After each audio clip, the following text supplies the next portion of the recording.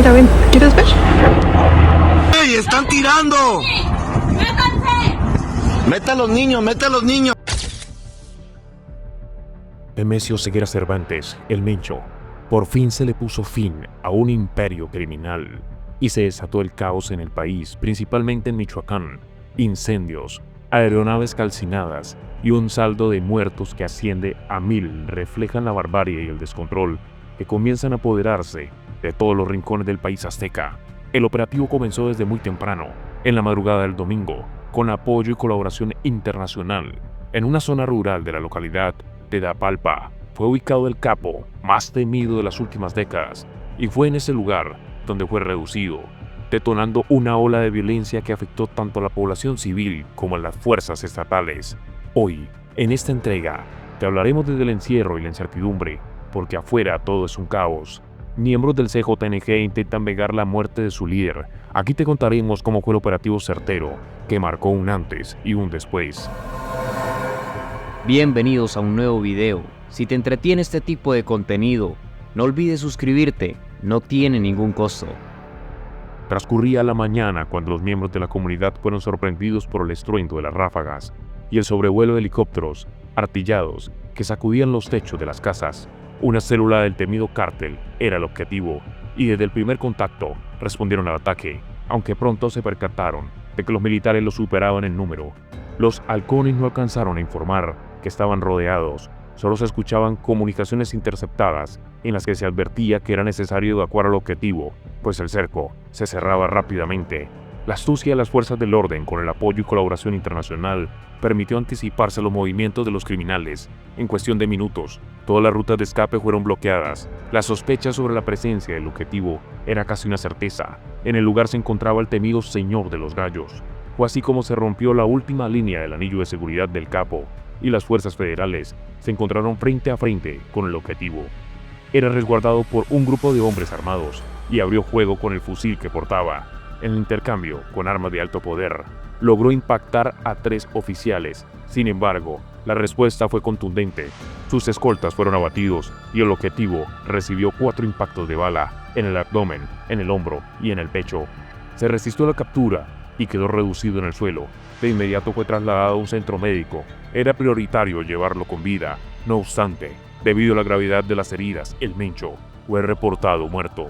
El caos se desataría después, aunque el primer enfrentamiento fue breve, y a esa hora se continúan los reportes de los choques armados. Los sicarios, consumidos por la sed de venganza, han desatado una violencia aún más oscura, comparable a lo vivido durante el Culiacanazo.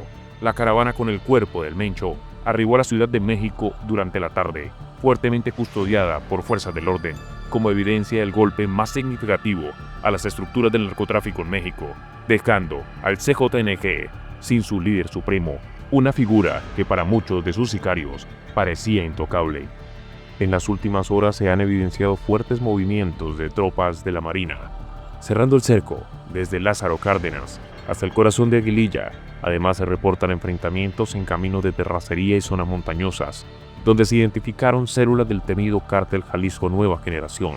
También se conoce que hubo un componente sorpresa con el apoyo del grupo conocido como los Murciélagos, quienes habrían logrado cortar la ruta de escape del misterioso Mencho, quien presuntamente se encontraría en una zona boscosa. Desde el interior de los pasillos de las fuerzas policiales, corre el rumor de que por fin se habría concretado la captura del capo más poderoso del país azteca. Es importante reconocer la relevancia que había tomado en los últimos años. Algunos analistas consideraban que podría tratarse de una jugada del Mallito Flaco y el Chapo Isidro, quienes habrían entregado información clave a las autoridades para facilitar la localización del narco oriundo de Aguililla. Recordemos que el fragmentado cártel de Sinaloa inició una guerra interna, en la cual la chapiza había establecido alianzas con el CJNG. En respuesta, todo el aparato del grupo Zambada se ensañó contra el líder de Michoacán, es decir, el Mencho.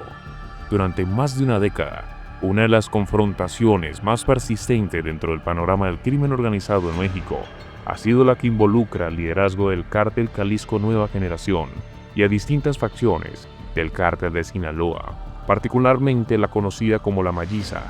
Este enfrentamiento no surgió de manera inmediata, ni como resultado de un solo evento, sino como consecuencia de una serie de rupturas, reacomodos internos y disputas territoriales que se intensificaron a partir de la fragmentación de los grandes cárteles tradicionales. En ese contexto, aparece la figura de Nemesio Ceguera Cervantes, conocido como el Mencho, cuya trayectoria ha sido documentada por autoridades y medios nacionales e internacionales, como la de un operador que pasó de niveles bajos a encabezar una de las organizaciones criminales con mayor presencia territorial en todo el país. Los primeros registros públicos sobre Nemesio Ceguera Cervantes lo ubican como un operador vinculado al Cártel del Milenio, una organización que tenía fuerte presencia en Jalisco, Colima y Michoacán, y que durante años mantuvo alianzas con el Cártel de Sinaloa. En ese periodo, la relación entre los grupos no era de confrontación abierta, sino de cooperación logística y de tráfico, principalmente hacia los Estados Unidos.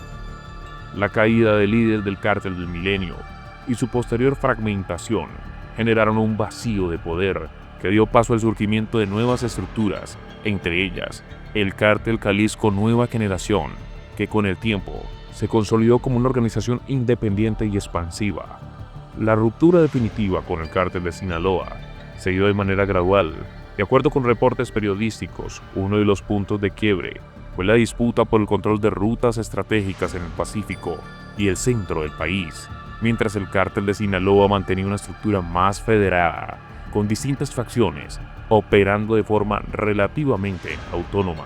El grupo encabezado por los Ceguera Cervantes adoptó un modelo más centralizado, con una cadena de mando rígida y una estrategia de expansión directa hacia territorios que antes estaban bajo la influencia sinaloense. La Malliza, identificada como la facción histórica vinculada a Ismael el Mayo Zambada, ha sido descrita por especialistas y periodistas como una de las corrientes más antiguas y estables dentro del Cártel de Sinaloa. Su forma de operación, caracterizada por el bajo perfil de su liderazgo y una preferencia por acuerdos antes que confrontaciones abiertas, contrastó desde el principio y desde el inicio con la estrategia del Cártel Jalisco Nueva Generación, que recurrió con mayor frecuencia a demostraciones públicas de fuerza y a enfrentamientos armados para posicionarse en nuevas regiones. A partir del 2010, comenzaron a registrarse enfrentamientos en estados como Jalisco, Colima, Michoacán, Guanajuato y Zacatecas, donde células vinculadas y ambas organizaciones disputaban el control de plazas clave para el trasiego de drogas, el cobro de extorsiones y otras actividades ilícitas. Estos choques no siempre eran directos entre los liderazgos, sino entre grupos locales que operaban bajo las órdenes o la influencia de una u otra estructura. Sin embargo, los mensajes atribuidos a estas organizaciones dejaban clara la rivalidad que se estaba consolidando. El ascenso del Cártel Jalisco Nueva Generación coincidió con una etapa de debilitamiento interno del Cártel de Sinaloa, marcada por la captura y extradición de varios de sus principales líderes. Este escenario fue aprovechado por el grupo de Ceguera Cervantes para expandirse hacia entidades donde antes no tenía presencia significativa. En diversas ocasiones, autoridades federales señalaron que esta expansión se daba mediante alianzas temporales con grupos locales o mediante la absorción forzada de células criminales preexistentes. La confrontación con la Malliza se mantuvo como una constante, especialmente en zonas estratégicas del Pacífico y del Bajío. Reportes de inteligencia filtrados a la prensa indicaron que aunque no existía una guerra declarada de manera formal, se había una competencia permanente por territorios clave, lo que se traducía en picos de violencia cada vez que una de las partes intentaba avanzar o consolidarse en una región disputada. Esas dinámicas se reflejaron en el incremento de homicidios y enfrentamientos armados en varios estados. A lo largo de los años, la figura de Ceguera Cervantes fue adquiriendo mayor notoriedad pública, en parte por los operativos federales dirigidos a su captura y por los comunicados oficiales que lo señalaban como uno de los principales objetivos de seguridad nacional. Esta visibilidad contrastó con el perfil históricamente discreto de la Malliza, cuyo liderazgo evitó durante décadas la exposición mediática directa. Esa diferencia de estilos también influyó en la percepción pública de la confrontación entre ambos bloques. En el 2015, Un operativo fallido para capturar a Oseguera Cervantes en Jalisco marcó un punto de inflexión. Los bloqueos, incendios de vehículos y enfrentamientos registrados ese día mostraron la capacidad operativa del Cártel Jalisco Nueva Generación y evidenciaron el nivel de desafío que representaba para el Estado. Aunque ese episodio no estuvo directamente vinculado a la Malliza, se reforzó la imagen de un grupo en expansión que ya competía de tú a tú con las organizaciones tradicionales, incluido el Cártel de Sinaloa. Con el paso del tiempo, la rivalidad se trasladó también a otros ámbitos. Con el control de puertos marítimos y corredores internacionales, informes periodísticos documentaron disputas en zonas portuarias estratégicas, donde ambas organizaciones buscaban asegurar el ingreso de precursores químicos y la salida de cargamentos de droga. En estos espacios la confrontación se dio tanto a nivel operativo como a través de intermediarios y grupos locales alineados con una u otra facción. La persistencia de este enfrentamiento ha estado marcada por momentos de mayor y menor intensidad.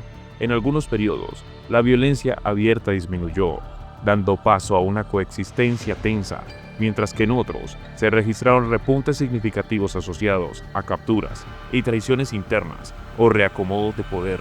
En todos los casos, la disputa entre el grupo liderado por Oseguera Cervantes y la Malliza se mantuvo como un eje central del mapa criminal en México. En años recientes, la fragmentación interna del Cártel de Sinaloa ha añadido nuevos matices a esa confrontación. Aunque la Malliza continúa siendo una referencia clave, la aparición de otras facciones han complejizado el escenario, obligando al Cártel Jalisco Nueva Generación a redefinir alianzas y prioridades. Aún así, los reportes de seguridad siguen señalando a ambos bloques como actores relevantes en múltiples regiones del país.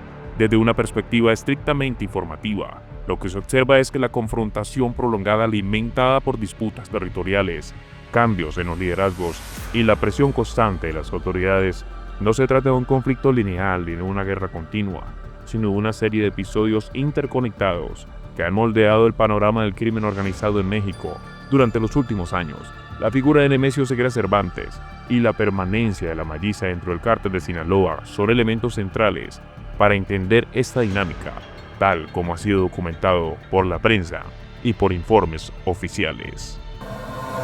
Comparte tus opiniones en la caja de comentarios. Puedes darle like, suscribirte y activar la campana de notificaciones.